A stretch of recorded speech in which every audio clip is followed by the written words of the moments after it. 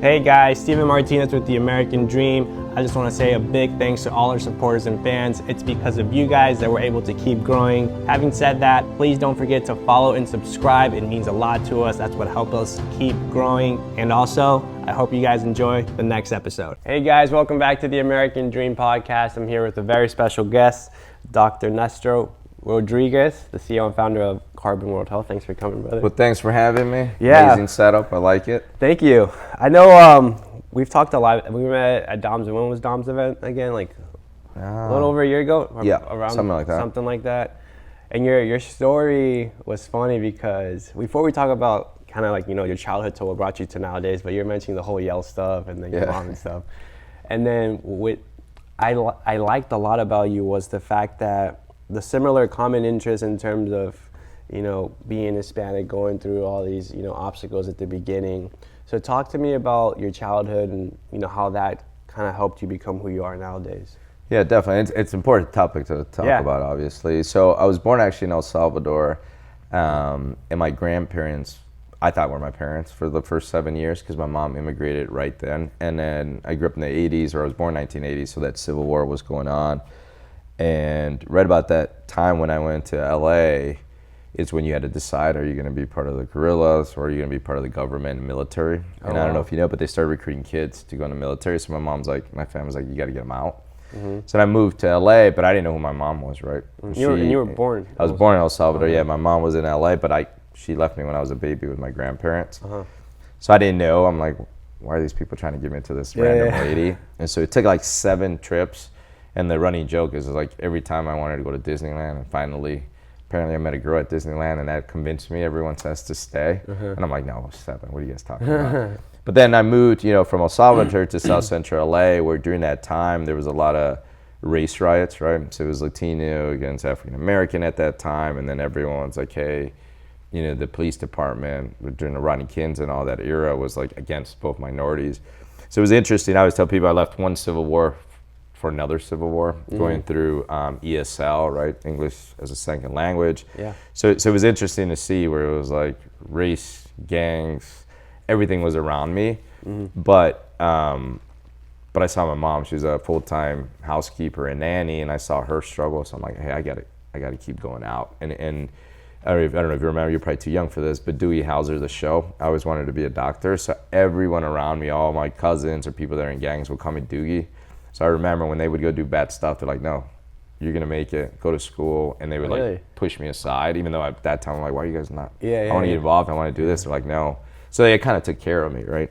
Wow. But for me, it was just interesting to see, like, no matter where you're at, right, and what space is, it's going to shape your life. And for me, it was like, man, why are people arguing? Why are people fighting for race? Like now, being the first one in my family to go to high school, I literally went to a high school that was where I grew up, but that had security all around it because it was all the rich kids from all the rich neighborhoods that would come into it, and it was on all boys school, Loyola, and I was like dreamt to go in there because you would see fancy cars. It was like, who goes there? Why are they all there? And then one of my teachers, because mentoring is a big thing in my life, he would stay. He knew all the parents couldn't afford anything, so he would stay with us after school. He would take us to games. He made like math competition look cool. So everyone was pumped to be smart and play sports. So he's the one that helped us get into these high schools. And once he opened doors and once I saw like what the other world lives like, I was pumped and I was hooked. So, and then kind of skyrocketed through that. So moving through high school, what was the transition? Because you went to Yale. That's a big thing. No, so it was, so when I got to Loyola, it was all boys school, Jesuit school. So 1 is going to an all boys school, 2 kind of keeping faith in it. And then 3, just seeing like, man, the dedication, the strive, and like what it takes to be successful, because you don't see it around, right? It's just hard work, paycheck by paycheck. But then you enter that world, and I've been lucky because every space I've been, God's put mentors or people in my life that show you like no matter where you're at, now you're here. So don't think of yourself as an imposter. You're here, you earned it, and so now take advantage of it, right? And so then my dream school was to go to Yale, and I was like, there's no way. But, I graduated 3rd in my class. Nice. I did well in sports, in academics, and I applied and got in, and I was like, all right, lights out. And it was funny because I never traveled. So I remember going to the airport and the big Macintosh. I put all my luggage in a box. They're like, this is cargo, this isn't luggage. I'm like, what? So then I had to go buy a bag to put my stuff in and ship it. And I remember getting to Yale, and that was a whole different ballgame. Like that was Where is Yale again? It's in Connecticut, in New Haven. Yeah, it's a whole different level of like wealth, power. Like it was nuts. I pull up, you know, in my cab, and all the families had like movers moving all their kids in and setting them up. And I walked in, and we were in a suite with 8 people, and it was Anthony Scott Hunter Quackenbush III. That was one of the guys. The other one was Rich Ting, Jordan Hinkes, James Fagan, and then Tetsushi Okamoto. That was my roommates. I just knew the names. And then I started finding out. So their dad was the CEO of Continental Airlines. The other one was the big Ting doctor that does all the professional athletes. Quackenbush was the person that did the Nutcracker. Wow. And then 2 others were like top CEOs for JP Morgan. Like it was crazy to see. And then it's me. Like they're like, all the parents are like, where's your mom? Where is it? Because she couldn't travel with me. So she put me in a plane, and I don't think she traveled honestly till I graduated, till I was saved up money to fly her out to go see me. How did that feel? Because I kind of relate to that too. How did it feel, I guess, when you left your family again, going to a whole different world? I mean, you're going from pretty much West Coast to East Coast. Yeah. How was that for yourself mentally? Were you kind of in a moment where you felt like alone, depressed, anything like that throughout that? Yeah, you know, you do. There's times where you're like, man, but I think my mom instilled with me of like, hey, you gotta, if the door opens, you gotta walk through it. For sure. And you can't like think back or let yourself down. Yeah. So I've always been that where like, I have to get in, right? So even there, it was interesting because a lot of people, or a lot of Latinos just want to hang out with Latinos. And I'm like, this is crazy. We're at Yale. Like, I already know you. Like, we're going to be buddies already because we're Latinos or we're from the same neighborhood. But I would push people to be like, no, I need to know the person from Nantucket. I need to know the person that I'm not. So I'm always of that mentality of like, I want to be around the people that aren't like me. For sure. So one, so I can learn from them, or 2, then give them a different perception if they have a negative perception of me and my people. And so even though it was sad to leave, it's always with that positive outlook, right? So I didn't feel it as much, but if you talk to a lot of my other friends that are minorities, I would say they felt it. And at times they're like, man, I feel a lot of place. I always tell people it is that, but you just got to look at yourself inside. It's like, are you contributing to that feeling? Or is it truly that feeling, right? And for me, it's always like, don't get bogged down in that. Like keep breaking stereotypes, keep pushing forward. And that's what I did, which is awesome. So it's refreshing to hear that too, because I think a lot of people in the Latino community lack that concept of understanding, you know, hey, it's just not just about us being with us. It's like, hey, let me connect with everyone, because that's the power of networking itself and building those connections and relationships. I mean, you've seen it firsthand with our event. So as we're moving along with Yale, mention the story with, you know, you coming back. Oh yeah, that's I like that. Yeah. So, and I always say that when I speak. And so yeah, it was, I think, first spring break my freshman year. I went back home. And literally everyone around is like, dude, you're back. Like, what's going on? Like, and everyone's giving me all this level of respect. I was like, what are you talking about? Finally, one of the guys says, dude, I thought you were locked up for 4 years. I'm like, locked up? What are you talking about? They're like, yeah, how'd they let you out early? Did you do good conduct or what'd you do? I'm like, what are you talking about? It's spring break. But then I realized, my mom couldn't pronounce jail, so she was calling it jail instead of Yale. So I'm like, I got to get her sweatshirts. So now it's a running joke because everyone, as soon as I told them that, then I went back to like, man, you have no street cred. You're a nerd. Go to this. But for that 24 hours, I was like a baller. I was like, this is pretty sweet. And now I know why people want to join this life. So to this day, she always jokes around about that. Now she can pronounce it, but it was pretty funny when I got back. I'm like, why is everyone, what do you mean good behavior? So what was so you went to Yale, and then from there, in the process of getting your PhD, how was that? Yeah, so I went, so when I went to Yale, my sister, I wanted to always be a doctor, but then my sister was 10 years apart, was premature. And she was in an incubator, and like I remember taking care of her and just being like, man, this is a cool way to help people. I love science. And so I wanted to go to med school. So I started looking all over the place, and you know, to the point that we talk about, like you get into these spaces as you go higher in education or in profession, it's less of you, right? And so for me, there was like 15 to 20 people that we were all coming out of different schools, but we were like the top students, I guess, from all the universities. So they would always fly us out to medical schools for these minority recruitment trips. And after 3 of them, we all got to know each other. And we ended up being in all the schools. My dream school was go back to LA. At that point, I was a straight LA kid. I'm like, you know, New York maybe exists, maybe Florida, but I'm like, my goal is to get back to LA. And so I applied, right? I got into Yale, Harvard Medical School, UCLA, and then Wisconsin. Wisconsin, because I was part of the soccer team at Yale. And one of my roommates was from Wisconsin, so we had taken a trip to play, you know, both Milwaukee and Madison. Awesome. Partied too much and lost both games, actually. And the coach never let us down for that. But he's like, you should apply to Wisconsin. So I did. Yeah. And what was crazy is when we did all these groups, we were actually on State Street, which is a big, pretty, like, most bars per capita, I think, in the U.S. It's a big party school there. So we were there at a restaurant, and everyone's like, hey, where are we going to go? We all know each other. We're all being recruited by the same schools. And they had offered us like a full ride to Wisconsin. And I'm like, hey, I don't know about you guys, but like, I come from nothing. Like, even though, yeah, UCLA's there, Harvard, yeah, like, I got to go where I'm not going to come out in debt. Yeah, of course. And the other thing too was, I don't remember saying this, but everyone else tells me that I told the group, I'm like, hey, if we come here, or we tell no this school, are we closing the door on other people? And we all agreed. We're like, all right, let's just come to Wisconsin. Because why Wisconsin, right? Like if you're Latino and you come from LA, you know, Houston, you know, New York, you're gonna go back to those areas because you're familiar to them. Yeah. And that's when people say, well, you're not from Wisconsin. I'm like, no, I am from Wisconsin now. You know, I took a leap of faith, and it worked out well, because once I got it, I made them, you know, walk the walk. I'm like, all right, now you got us here. Now you have to help us, right? And for me, honestly, I've been blessed with the mentors, the people, the positions I put myself in. That's why early on in my career I am where I'm at. And when I was looking at what I wanted to do, I wanted to do plastics, I wanted to do sports.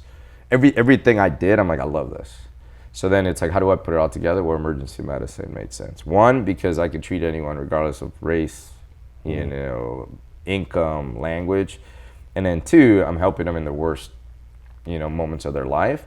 And I like to make report pretty quick. So it was awesome. And so they were starting a residency program at the University of Wisconsin. So I was the first class, then became the chief resident. And then they brought me on. I was one of the youngest program directors in the country. So I ran the program from 6 residents up to 12. And now it's one of the elite programs in the country. And I would say I had some part in building that stuff.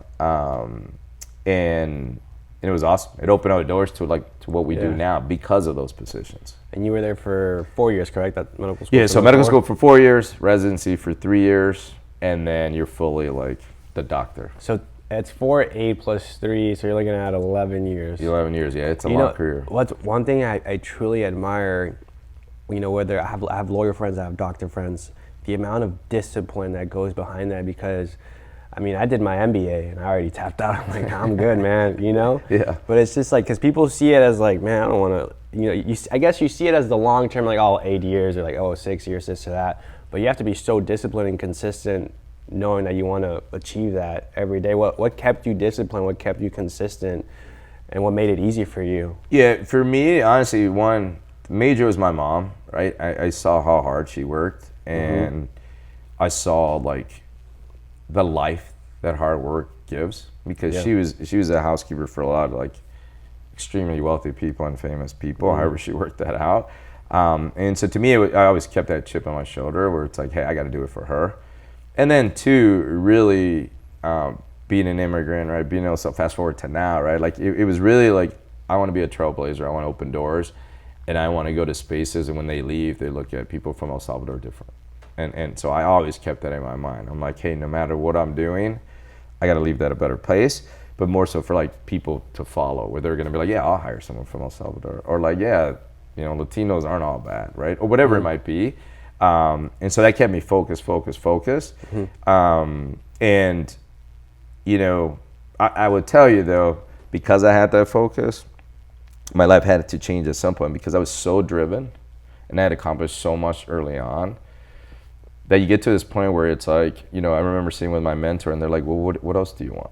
Right? Like, because it was costing relationship. Because I was so hardcore, like career, doing this, that like I was ignoring relationships, you know, I was ignoring my health, all these different things. But if you look at my CV, you look at my pedigree, it was like, man, this guy's made it, right? So I remember him saying, okay, what do you want in life? I'm like, what are you talking about?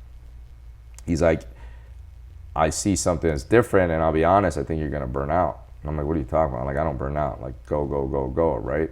He's like, yeah, but now you have to change it. Because now you're part of the elite. You're part of the top performers.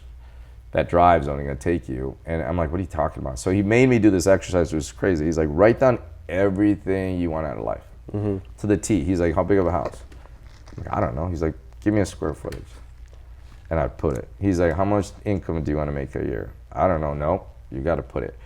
And realize what halfway through the exercise, what he was really telling me is like, I had accomplished everything I dreamt of. So at this point, it's like, okay, now change. Like, what do you want to do? I was 31 at that time. Okay. Yeah, and he's like, what I see is you like to mentor, you like to give back, you see this vision.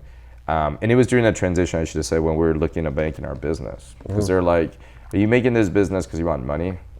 Why are you doing this business, right? And his whole thing was realize what you've made, right? Because we always forget like how much we've accomplished. Celebrate that. And now are you going to these new ventures for the right reason? And it was phenomenal because it reinvigorated me to make the business that we have created, but at the same time, kind of tamed me to say like, hey, I do want things out of life, right? I do want my wife. I don't want my wife to just be at home and I don't interact with her, or my family to be like, yeah, I can take them on trips, but like I don't know them, right? Things like that. So it was a kind of turning point in my career, I would say, at that point. That sounds almost kind of crazy in the sense that you pretty much went through 11 years, right? Of discipline, consistency, hard work. And then you took another gamble on yourself to start your own stuff when you could have just gotten a job from somewhere else that would have hired you. You would have had a decent salary, you would have been fine. So talk to me about that. Like, how was that transition from obviously there to entrepreneurship? That's two different worlds, right? Completely different worlds, right? And even now, my mentors always laugh and they're like, you're crazy.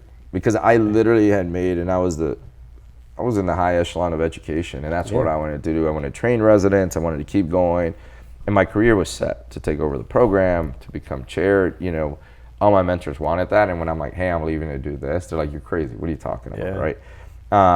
But for me, it's like once I've committed to it, I know I'm going to do it well, and then I'm going to surround the people that are going to help me.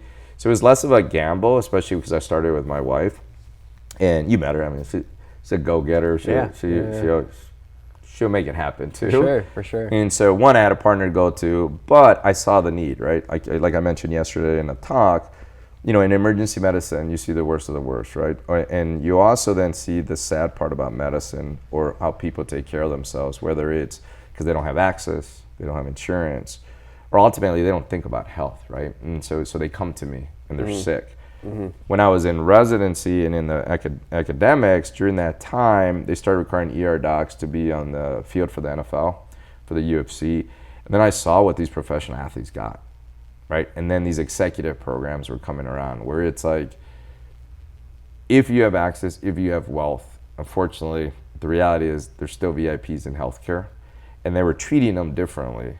It's the same doctors. It's like me seeing you one day and they're like, well, let me size you up. Are you worth me telling you to invest and do that? Or like, no, you know what, you're good enough. Just continue doing what you're doing, right? So that bothered me. And I'm like, there's gotta be something, right? And so 15 years ago, that's when we created Carbon World Health. And it came from that thought that I'm like, wait, why is it that only these people get access to all this, right? How can I create a space? We created a one-stop shop for health, fitness, and beauty. So our facility, we have a fitness side, right? And I said, okay, what are the excuses I would give my trainer? I had an overnight shift. We both want to work out at the same time, so you take it. I don't have time. So we're like, all right, we're going to take that away. Our trainers are there. There's no appointments. You walk in, our trainers are there ready to train you. 2, then it was, well, what other aspect of fitness? Health isn't with it, right? So our memberships include recovery, include hormones if you need it, include IVs, cryo, red light. And then we tell you, if you're making you healthier, I might as well make it prettier, so it includes Botox. So like, it's a unique, like if you buy into this lifestyle, that's the gym. Then we have the spa side, knowing that people might not want cure. But then we have the spa side where people could come in and out and do different services. But when we started, people are like, it's crazy.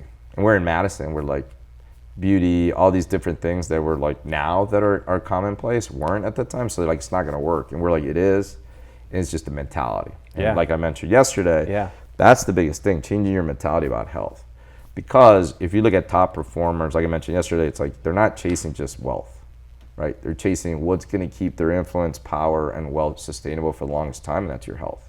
100%. Otherwise, you just have a fancy nursing home at the end of the day, right? Yeah, it's true. That sucks. Why you work so hard not to enjoy it? So when you were building Carbon World Health, I assume it's easier said than done. Was there, as an entrepreneur, were there moments of ups and downs as a business owner? Take me through that. Yeah. So I would say we have the normal ups and downs of business that I could talk about, but also then the healthcare part of it, right? Because you got to remember, as doctors, we're probably the worst on money. That's what they'll tell us, right? And two, especially in the emergency, I come from I want to help people, right? Like in the emergency department, if you can't afford it, I got you. So entrepreneur, you still have to make money, right? You have to pay bills. You have to be. So as doctors, now that I train doctors or people that want to be entrepreneurs that are doctors, I tell them you got to get off of that because you're still providing a service, right? You're still, and I would see it in our clients where they're like, yep, you're emotional about it.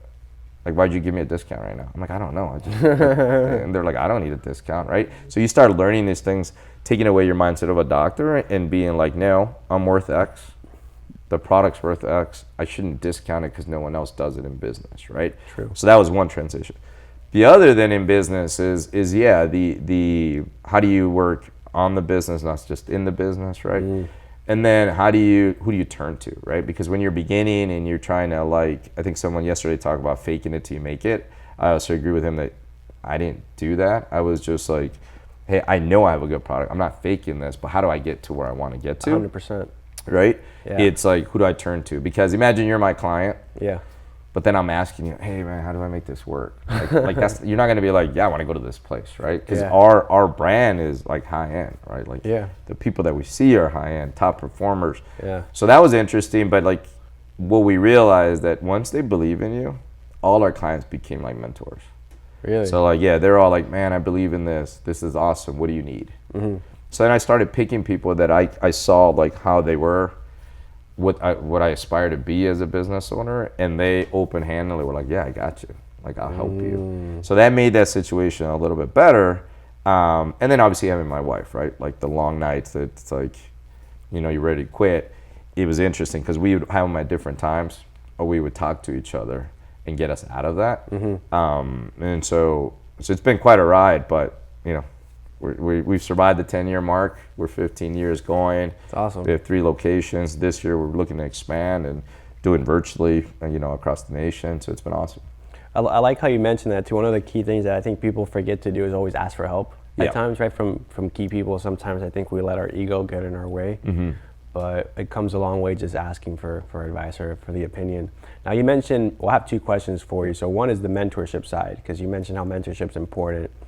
So I have that one for you, but then also for anyone that isn't in Wisconsin, it is nationwide, correct? It is. Yeah. We do, so virtual appointment. So we do, basically we can send people to get labs. We can create everything even at your home. And so that's why a lot of people, that's why we have done more brick and mortar, because now people are comfortable with that right after COVID. But yeah, we work with people across the nation. Basically it's doing a consult, and we always tell people know where you're at, right? Rank your score. Remember, it was pretty funny because I made everyone rank their score from 1 being hey, I never think of my health, to 10, it's my health is fully optimized. And that's the key word. It's not that I'm healthy, it's optimized, right? Because I always get a kick out of it in the emergency department. We're like, hey, do you have medical problems? No. Are you on medications? Oh, doc, I have tons of them. What, do you have medical problems, right? It's just the lack of understanding of that, right? And the same way, as an entrepreneur, for you as you're growing, right? We see ourselves, we use a lot of analogies with our clients because it makes sense to kind of eliminate the difficulties of medicine at times. Yeah. So I always tell them, all right, we all agree on Lambo is a Lambo, right? They're like, yeah, if you got a Lambo and you actually earned it and you bought it, you've made something of yourself, right? And so oftentimes we see ourselves as a Lamborghini, but inside, our gas tank, our tires are flat, our seats are torn, right? Because of that grind. So we're there to make sure we fuel the tank, we fuel, we put air in your tires, we fix your Lambo so the inside looks just as good as the outside. And honestly, I mean, you unlock your peak performance, which is the key for that stuff for it. And then in terms of mentorships, how important were they with everything? Yeah. Mentoring, I think it's the biggest important. And you know what I tell people about mentoring, it's a two-way street, right? So like, one, you got to be willing to ask, and you got to be willing to like seek out. But the common mistake I see people do is even when like networking at events, right? Let's say yesterday we all met, everyone's like, this is great, but then there's no follow-up. Or the follow-up is like, hey man, I met you at the program. Okay. Every time I mentor, I'm like, if you send me an email like that, I'm gonna be like, all right, cool. Like that's not a question, right? Like, okay, sweet. I don't need a new friend, right? Like, but if you're like, hey, I would love to talk to you and sit down and ask you about X, Y, and Z, that's a different question, right? Because, for a while, and Yale taught us this, where it's like, people don't have to mentor you, right? Like, just because they made it doesn't mean like, for every one of me that wants to give back, 100%. There's 10 other people that are like, dude, you figure it out, right? Yeah. And so one is asking, but asking for what, right? So I have mentors in my religious space, right? That know the Bible better, that have a better, stronger relationship with God, that I want to aspire to be. I have it financially. I have it relationship-wise, professional, business, right? And you have to have all that space because not everyone's going to be able to tell you everything about what your life is. So you have to put yourself in those situations and really ask those specific questions. And to me, that was the biggest thing of like, hey, I have a high brand business and I don't know anything about business. Can you help me?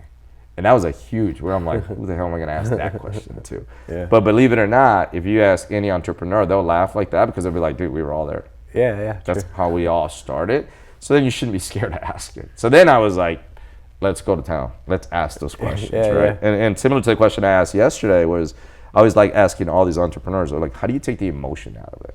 And it's crazy to see how successful people, they're like, just go based on the data. Like, if you go based on emotions, your business isn't going to succeed. Because if you go based on like, man, I'm broke.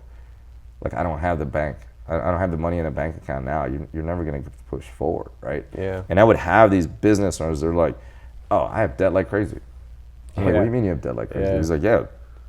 Why use your own money? Use other people's money to make your businesses, right? Things like that you don't think about, where you're like, yeah, damn, I was thinking about it by myself. Or if someone doesn't like your product or doesn't like what you said, so what? There's 90 other people that will. Yeah. So you just kind of keep that emotions out, and that's where the mentors, I think, they keep drilling you. But a good mentor will keep you in line, right? Will make sure you don't become something that you're not, while at the same time challenge you to aspire to be more.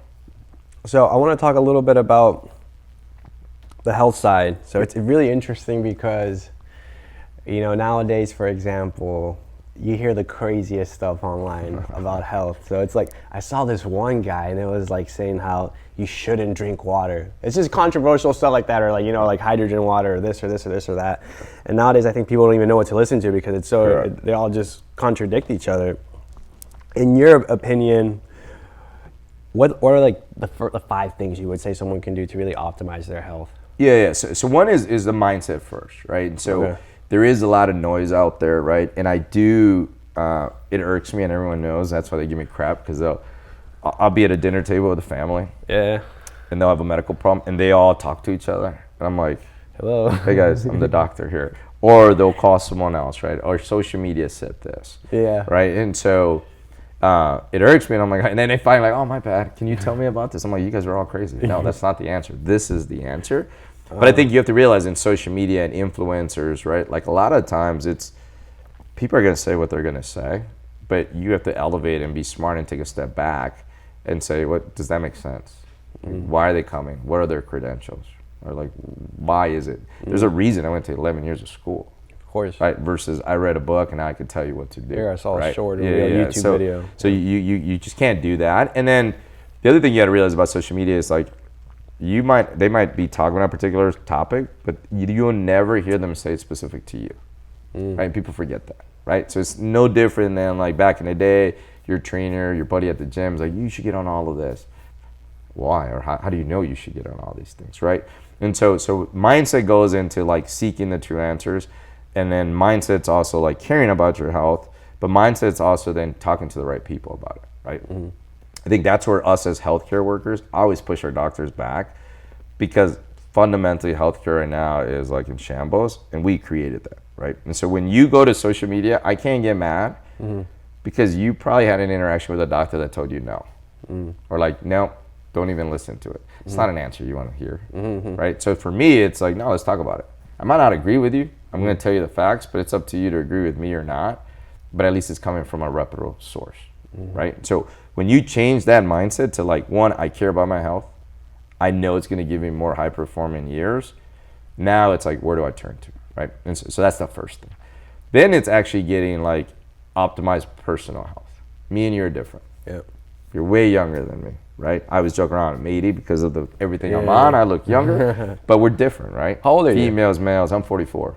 Oh, you look young. And so you have to say, long are the days now with everything we have where you should just be on something just because a buddy told you, or just because you saw it on YouTube or TikTok, right? You there's things you can do like labs, metrics, biometrics. You could get genetic tests. You can get all these cool testing so that I can optimize you specifically for you. That's going to be different than me. And so you have to know that, right? 3 then becomes, okay, how do I track this? Well, labs you could track, right? Scales you can track. I always tell people when they say, I want to get in shape, well, what does that mean, right? If I tell you right now shape, it might be a 6-pack for you. For me, it might be like I rep 225. Someone's running. Someone's like, I just want to be able to walk. And so we tell people, okay, let's go beyond the weight. Let's look at composition, right? 200 pounds, 15% body fat is different than 200 pounds, 30% body fat, right? Yeah. So it's used the data. And that's where I even fight with docs. Let's say your doc disagrees with me. I'm like, all right, just work with me for 6 months. Then go back to them. I just made you healthier. I took you off medications. Your labs are better and you look better. What are they going to say? Well, you shouldn't be on it. Well, why? I'm healthier. I'm feeling better. Like, tell me why I shouldn't, right? And then it's like, I'm proving it to you that I'm making you healthier and better. Then the other thing is you just have to then, with that, is then continue it, right? It's not like because everyone says, I need a jump starter, right? Or I do it for a little bit, right? No, this is a lifestyle. Once you commit to it, it's like you don't need a jump start of your bank account, right? You're not going to go to an investor and be like, just give me a couple thousand and then cool, I'll take it out. Yeah. Like, it's not, right? So when you look at it and you say, am I applying every principle I apply to outside of health to my life? Why am I not applying it to health? Right? And that's the big, like, to do for our clients. They're like, damn, he got me on that, right? He's like, yeah, you're right. I don't. I'm like, you're so successful, but you're running on fumes. You're sick. Like, you can't do stuff with your kids. Like, that's crazy. Like, why are you doing that? And so that's what we do. We do customized plans at Carbon, where it's like, and the seamlessly incorporation into your life. Because if I tell you right now, all right, I'm going to disrupt your life so much to get healthy, you're going to be like, no, kick rocks. I don't want to do that. So, right, it's coming with strategies that you could do now that you're like, man, this isn't as hard as I thought. It won't affect the routine of an entrepreneur. Correct. No, and then surely you'll start finding out that this leads to this, to that. You have more energy. You want to do more, blah, blah, blah, blah. And then it's like, man, why didn't I do this sooner? And that's the number one, like, if you look at testimonials from my clients, they're like, damn, I listened to your podcast. I listened to you on radio, on TV. Like, man, I should have just made that call. Yeah. So what are 3 things, generically speaking? I'm with you too on, people react different on different stuff, but 3 things that you would say do not do.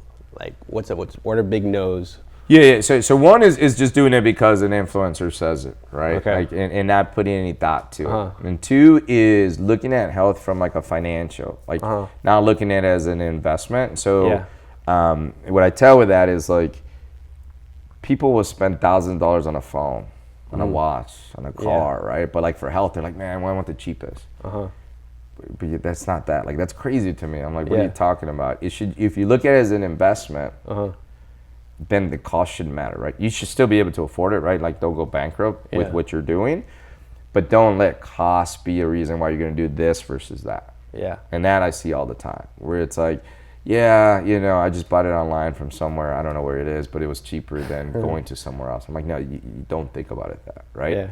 Then 3rd is, I would say,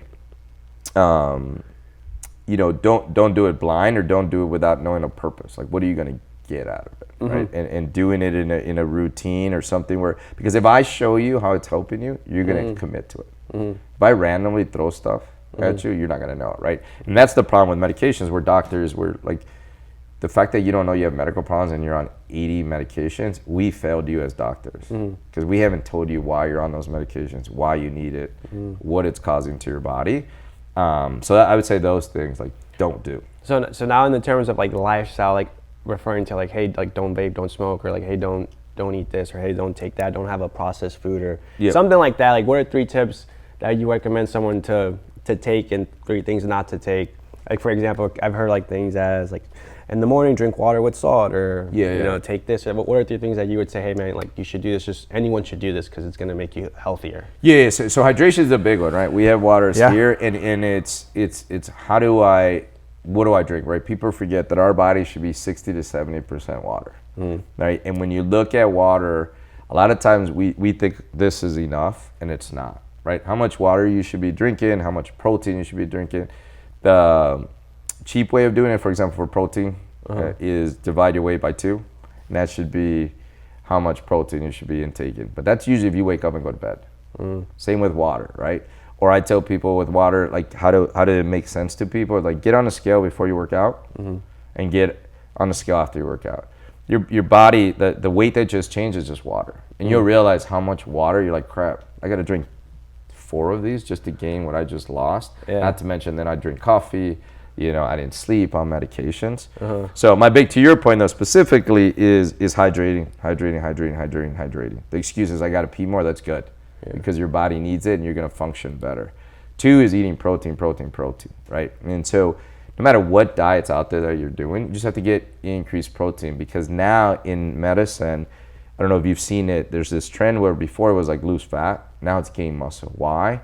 Because as we get older, as our hormones change, it's harder to maintain and build muscle, and that's what's proven to keep you healthier as you move forward. That's why older people, now they have even programs specific to old people to prevent them from losing their muscle so that they don't fall, break their hips and things like that. And it all comes from nutrition, and protein's the big one. You could talk about carbs, you could talk about this diet versus this diet. Honestly, the key is protein. Are you eating it? Are you eating enough? And are you eating good protein that's there?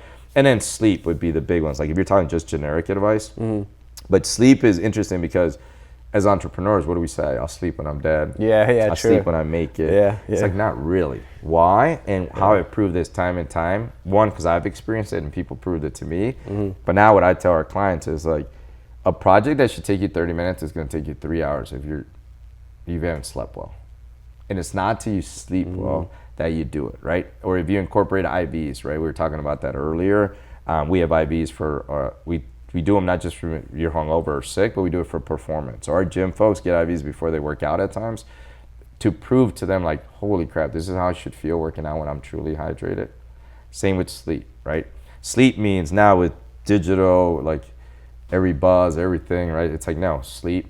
Read something before you go to sleep. I used to watch my mom. My wife would give me crap. She's like, man, are you trying to kill me or something? I would watch all these like murder shows right before I go to bed. And then I'm like, man, I had the craziest dream. She's like, yeah, duh, because you're watching all this crazy stuff before you go to bed. So I would always wake up not feeling rested. So you have to disconnect before going to sleep? You have to, yeah. I would say 30 minutes to an hour disconnect. And like don't even have the phone next to you, like just have it somewhere else? Somewhere else. And the same thing too when you begin, because anything that's going to buzz, it's going to take your mind to like all of a sudden, even if you go back to bed, right? Because that buzz might be an email. That buzz might be just an ESPN alert, right? Like all this crap that all of a sudden your brains, you might go back to sleep, but your brain's already turned on, right? That's true. The other thing that I see people do mistake with sleep is like you'll read a book, right? We have your book here. They'll read a book, like you should read a book that's just calming you down, not a motivational book, right? Because then you're going to go to bed feeling pumped. You're not going to bed. You're over here thinking like, all right, tomorrow I'm going to do X, Y, and Z. And I've done it, which is why I'm telling you, don't do it. You have to read a book that who cares? Right? You're just reading it to read, right? Or the Bible. Or worse yet, like my wife would say, because I started now implementing, is like talk to your significant other, right? Like big concept where I'm like, we talk about business, we talk about everything else.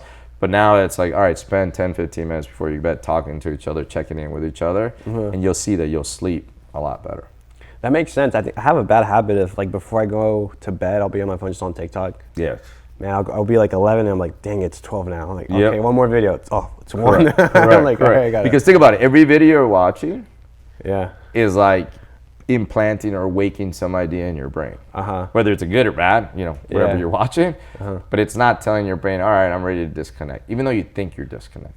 Because in your mind, you're disconnecting from the day life, but it's not, right? Like everything in our life is all interconnected. So those TikToks are making you think about your life. So it's not truly disconnecting in terms of that. So. And then what things would you say not to do?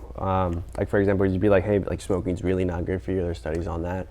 So I think, alcohol is a big one, right? Yeah. Smoking is a big one. And people say in moderation, but What about vaping too? Would you categorize that as well? Vaping is another one, yeah. And people will argue like, well, it's less toxic. Like yeah, I mean, there's bad in everything, right? Yeah, And so truly, if the advice or the normal doctor talk is don't drink, don't smoke, don't vape, don't do drugs, right? I don't like giving that type of generic because it's like, to me, it's like, why are you doing it, right? Like I want to search into like, what do you need so I can help you get off of it? But you've heard it. I mean, right? I remember I asked people yesterday, what's the meaning of insanity? And everyone would commonly tell you, well, doing the same thing, expecting a different result, right? That's the entrepreneur answer to insanity. The health one that I tell people is insanity is also knowing what to do and not doing it, right? And so you've heard it. Yeah, sleep better, drink water, don't drink alcohol, right? Don't smoke, don't do drugs. Sure. Yeah. But like, does that hit home? No, that's almost like cool, doc, whatever, see you later. Yeah. So to me, it's like, no, I want to know why you're doing those things. What are you getting? How are you feeling? And then how could I address it and show you that there's a better way? I like that. Right. That's the key that's there. And that's why it's like personalized, or like for us, why we've been successful is because we have those conversations. And that's where our clients like, man, I needed someone, right? I needed someone to put it in that perspective so I can change. Otherwise, you guys have heard it all. Like, I don't need to tell you those things. It's like, yeah, I need to tell you why for you it's important, which would be different why for someone else. Are you a big fan on like intermittent fasting or fasting in general? Yeah. So again, why, right? Because people say, oh, I do it. And I ask them why. They're like, I don't know. Yeah. Like, right, do you do it? Yeah, I try to. Why? I don't know. there it is, right? And so there's benefit from anti-aging perspective. Okay. Right? And so it does, there's evidence that shows that, you're going to geek out, but telomerases, or like the end of your chromosomes, they'll decrease if you intermittent fast, right? But that's a true biohack medical. That's not why the average person does it, right? Then there's the idea of like, well, I just heard it's healthy, I don't know, right? Or I want to lose weight. Well, depending on what your weight is, right? You get to a certain point. I use CrossFitters as a prime example. We work with elite CrossFit teams, and they're always eating. Because if you intermittent fast to lose weight, what you're literally telling your body is, I'm starving you, so you think it's going to make you lose weight or not? People say, yes, it's not. Because your body's going to say, I don't trust that you're going to feed me, so I'm going to maintain this fat around me. Really? For the day that you don't feed me and I need to burn calories. Yeah, so we get people like, let's say you're extremely overweight. Yeah. You do a calorie deficit, great. Yeah, because your eating habits were crazy, right? Yeah. When you get to a certain pot where you want to then take your health or your weight, your body composition to elite level, you have to eat. And our clients are always like, man, you spent 4 months telling me not to eat, now you're telling me to eat?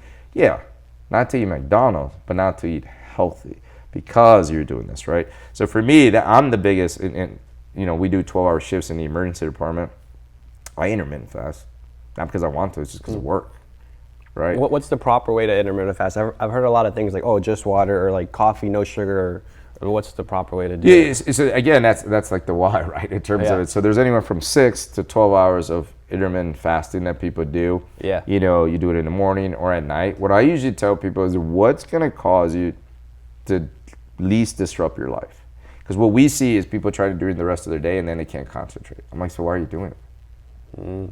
Right? Like if you can't go to your meeting and be productive, you can't go to your work, you can't work out because you're almost going to pass out. Like, then why do it at that point, right? And so if you're doing it for the right reasons, yes, and there's strategies out there. But again, it's always individual. That's why I don't like podcasts or like TikTok where like, just do it. What do you mean just do it? Like, how does that apply to me? Or worse yet, it's dangerous, right? Because to your point, what if I do have medications that I have to take? And they said don't take anything. right? And people, the average person is going to take it to heart and be like, all right, I'm not even going to take my medicines. No, you still need to take your medicines. Yeah. You still need to do X, Y, and Z. So there's all these strategies are out there. The biggest key of anyone like that I would tell you is like personalize it to yourself. That's what matters. Anything, you have to do it, right? We talked about entrepreneurs from all different aspects of life. The ideas are there, but it's like, how do you internalize it, right? That's why I like reading books, but then I like, if I read your book, then I would have reached out to you, be like, all right, talk to me. How does this apply to me? Because reading a book is, you're just giving me a generic story, a generic advice, but how do I apply it to me is that next step. So moving forward now as an entrepreneur, having a successful business, working with high-end clienteles at 44, how do you keep maintaining that drive, that discipline? What's your pushing factor now? I mean, you've made it. Right. Why keep going? What's making you? Yeah, to me, it's the one. I'm still a dreamer, right? I still want to accomplish things, but now the accomplishing is to leave a legacy and to open doors for others, rather than to make it. Right? So that was that mind shift that I was talking about. And then 2 is because I truly believe that we're at a crossroads in health, where like we have all these cool things that are available to us, just people have to change their mentality on it. And in healthcare, the same way, like we as doctors have to empower ourselves again, and we have to show people that they have to invest in themselves, take care of them. So like to me, it's not even the work. To me, it's like, man, I'm changing your life, and that keeps me motivated, that keeps me pumped. It's no longer the titles. It's no longer the money, right? And if I would have said that, I would have laughed at myself like years ago, right? Because I would always listen to people like me say that. And I'd say, yeah, it's easy for you to say because you made it. And I get it. Yeah. I get it. I know I'm in that situation, right? Yeah. But you put in all that work so that motivation of the hustle is gone. Now your hustle is because of your vision and what you believe in. So then you could do that for years to come, right? Like if it's truly making you happy, why quit? I like that. Right, and that's what's got to keep you going. Yeah, absolutely. I know we're getting a little short on time now, but for any closing statements for any young entrepreneur, a young kid from El Salvador coming into the US, someone with a vision, a dream, the American dream, what would be your closing statements to them? Yeah, so I would say one, that you can make it, right? The road's not easy, and anyone that tells you it's easy is lying to you. Yeah. But every struggle, you gain something out of it, and you keep that mindset, keep going. 2 is then ask for help, reach out to people that have done it, learn from them, and you might not like them. That's fine. You're not there to make friends. You're there to gain knowledge from those people that do it. And then 3 is always remember health is part of it. Don't leave health aside for every other thing you're trying to do. Because I guarantee if you match both of them, that roller coaster becomes less of a up and down and more of a trajectory forward. So I would say that. Oh, man. Well, thanks for having me. Yeah, thanks, brother. Thank you, guys. I'll see you guys in the next one.